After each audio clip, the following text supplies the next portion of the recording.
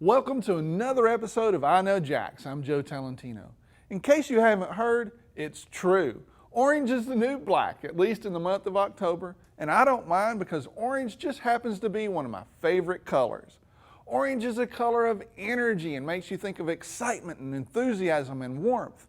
Orange is often used in signs and in advertising to draw attention.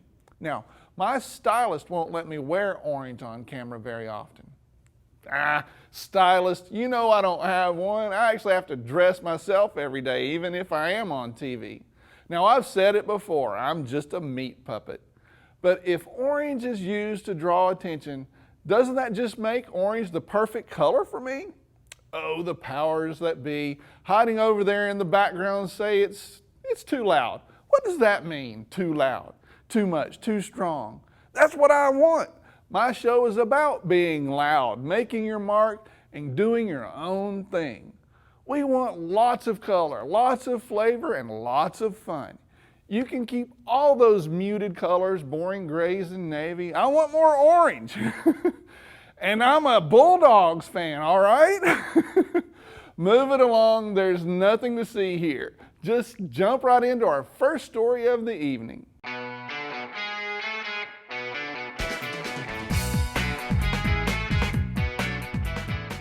Maybe you recognize Emily Alyn from Food Network Star or Cupcake Wars. I met Emily when she was visiting the Jacksonville Home and Patio Show. There she made an amazing salsa with, of all things, cranberries.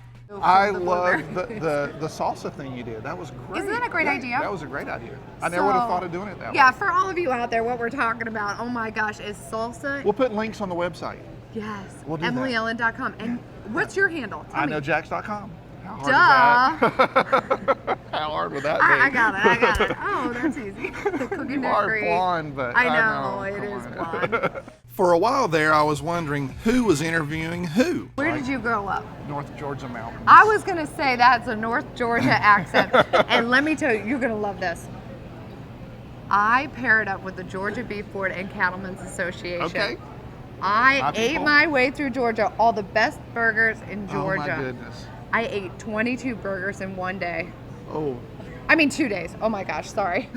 Both of us grew up on farms, we love good food, and we both love beef. And people don't realize, they think it has to come from Texas or somewhere, but no. Georgia beef Florida is great. and Georgia, the cattle industry in the United States actually started here. Right here. Yep, absolutely. St. Augustine, right down the street. Gotta love it. Beef, that's what's for dinner. Can we get you a sponsorship now? You were in the presence of royalty, did you know? Oh, no, I didn't. Where's your tiara? Well, let me just tell you out there, I am the 1996-97 Manaway Potato Festival Queen. And I'd like to invite you all to get away to Manaway the weekend after Labor Day for food, fun, and festivities. I love it. Man away. Yes. Weekend Potato after Labor festival. Day, we have a That's potato festival. Now, you might not be able to find it on the map because, well, it's a little bit hidden. It's a little bit hidden. They try not to keep it that way, actually, because It's one of those best kept secrets. I always wonder about those because if it's well, anyway, if no, it's that we're good, trying to like get people there, and we even have we're like the top speed trap in the United States. Like we're trying to slow used to people be down so Darien, they don't mess. Georgia. You just missed last week. They had the Shrimp and Grits Festival on Jekyll Island, which was really cool. Oh no, I heard that. That's a really I heard good that. festival. Mm-hmm. You want to have shrimp and grits in every possible way, and all of them awesome. It's really good. Wait, we totally digressed. Hold on. Have we hit our 3-minute mark Wait. yet? This is the footage that you get, like a special interview Yeah, this online. is the DVD extra. What are you supposed to be asking me? Oh, I know what I wanted to ask you What? about. You were cooking with beer. I made I'm a little shortcake I saw made that. with stout And and the beer caramel. Now we're talking about those pumpkin Ah. beers, pumpkin and orange spice beers. it was them down. horrible. Oh You my- would hate it. And he licked his pipe clean. One beer, That beer. that beer, the Oktoberfest champion. Cook it down to half. Yeah. Add 2 cups of brown sugar. Just 2 cups. Don't go crazy now. A 2 little cups. butter, right? There was butter. I remember butter. 2 tablespoons. I remember. 2 tablespoons of butter. So you cook that sugar down, then you add that butter. You did vanilla. Keep stirring.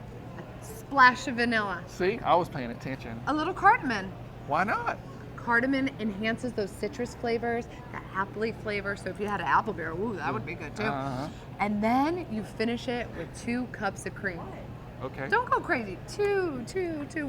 That's an easy number to remember. All those beautiful cupcake liners that they have in the grocery stores now, you just take the band off, put those cupcake liners and tighten it up. It's like already like cut gingham or something like that. Done. You have a gift.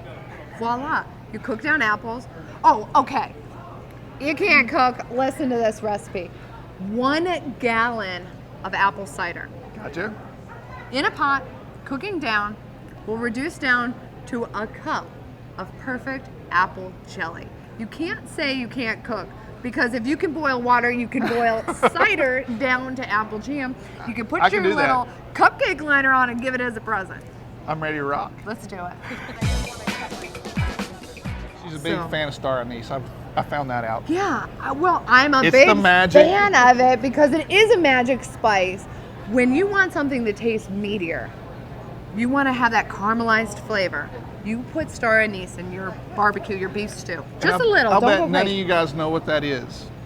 It's kind of like it's a little seed pod thing, right? Seed pod, yes. And it smells citrusy almost. Citrus, like a citrus spice. Kind of like licorice on paprika. And I don't even like licorice, but star anise is good. Yeah. Isn't that Hey. weird? Yeah, it is weird. Oranges are a rolling. See how we just handled that? I know, that was wonderful. Find out more about Emily Alyn and her cooking at emilyalyn.com or look her up on Facebook. Last time Richard Miller was inviting Jaguar players to take a trip in the Wayback Machine. They talked about hairstyles from Bama Bangs to some style Richard calls Game of Thrones-esque. Wonder what my stylist has to say about that. Who knew that Jaguar players were such trendsetters? Let's see what Richard has in store for us this time.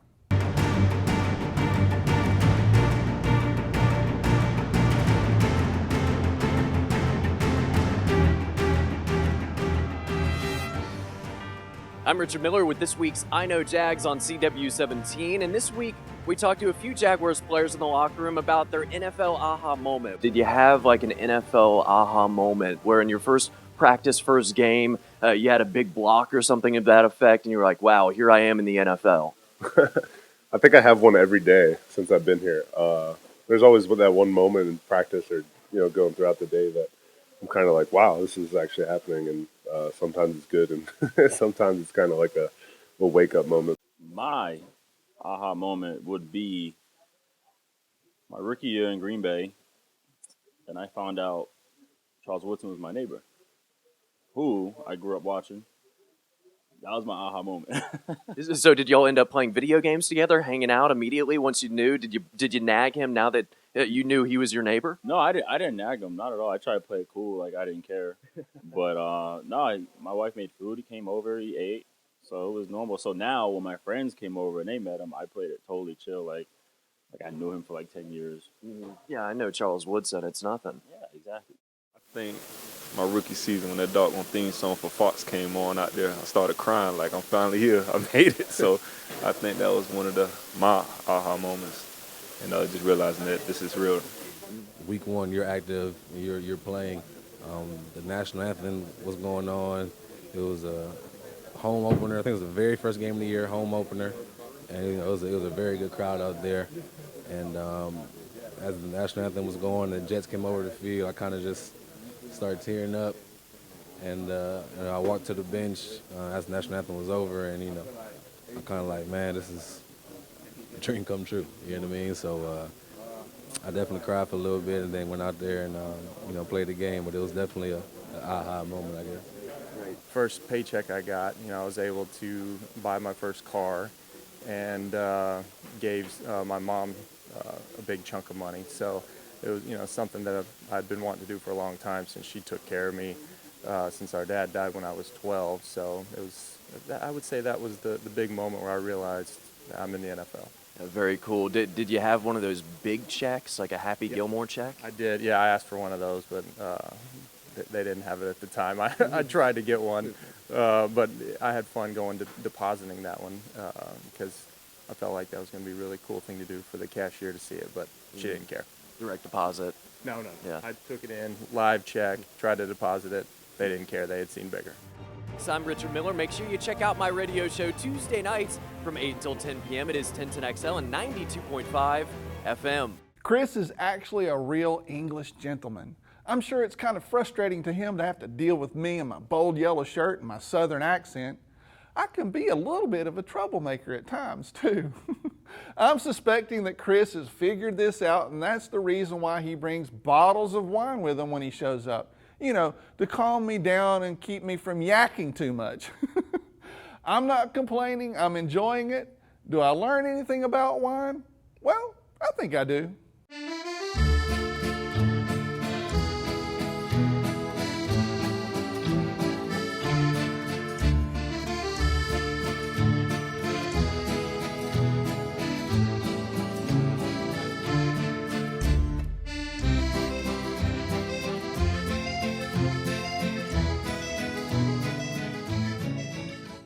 Today I'm with my buddy Kris Chislett, the wine guy. Was that you? Did you? I missed it on two You did? ones. Wow. Is that? You know what?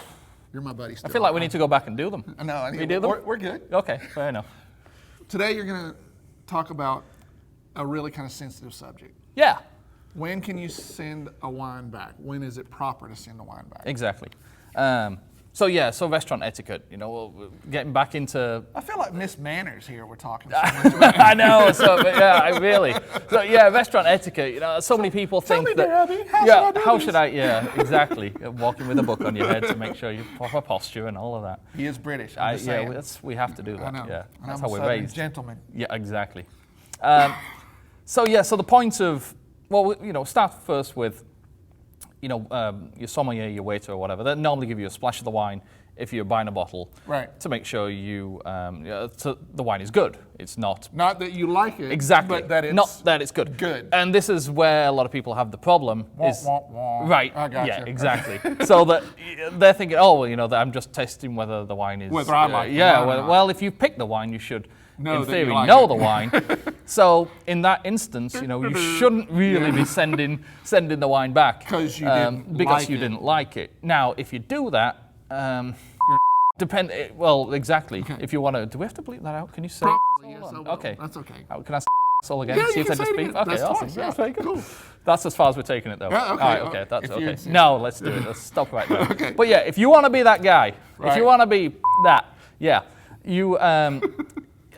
A lot of times the restaurant will take it back, at least on the first one. Really? If they think they can resell it, if it's a $200 bottle, Or so if you're it's probably something that screwed, they or s- something. they- like they serve for their house wine. Exactly, Or something like so that. they can reuse it. Okay. But yeah, that's really at the restaurant's discretion. If you Right. chose it on the list Right. and the wine is fine, you just don't like it, that's really your On bad. you. That's totally on you. Okay. So that and the only reason that you send a wine back, So the splash of wine is, to be clear, Yep. not to find out if I like the wine, Right. but to find out if the wine is good and it hasn't turned to vinegar. Or it's exactly, not spoiled in exactly. some way. So I mean, yeah, pretending the waiters, poured you, little splash like we have That's a here. nice little splash. Normally, I mean, normally I'll just kind of swirl it, smell it, I'll be able to tell instantly. You know. Okay, it's a good wine. Right.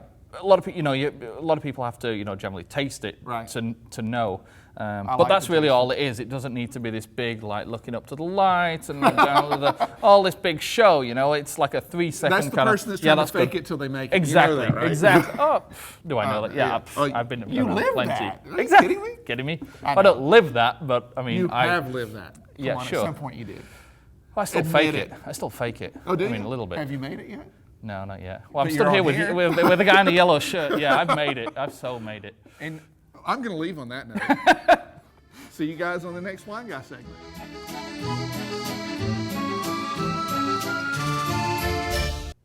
I get it now. If Kris would let me bring wine to the studio, well, I'm not sure he would like it. Just between you and me, Kris can be a little bit of a snob when it comes to wine. Me, I'm not that particular, at least not when I'm not buying. Speaking of which, don't forget about our giveaway. We're giving away VIP tickets to the Beaches Oktoberfest. you can win 4 tickets, and this time I'm actually picking 5 winners. 5. So what are you waiting for? Go to iknowjax.com/giveaway and enter it right now. For more ideas of fun things to do, check out my cleverly titled article, Fun Things to Do in October, on iknowjax.com. Now, I'll be back next week with another episode of I Know Jax. We are now broadcasting on Saturday nights at 9:30 p.m. and 12:30 a.m., and then again on Sunday at 6 p.m. But you can see me already on Monday when I upload a new daily update online. And guess what? I'll be wearing orange, so make sure to check that out. Until then, I'll see you on the internet.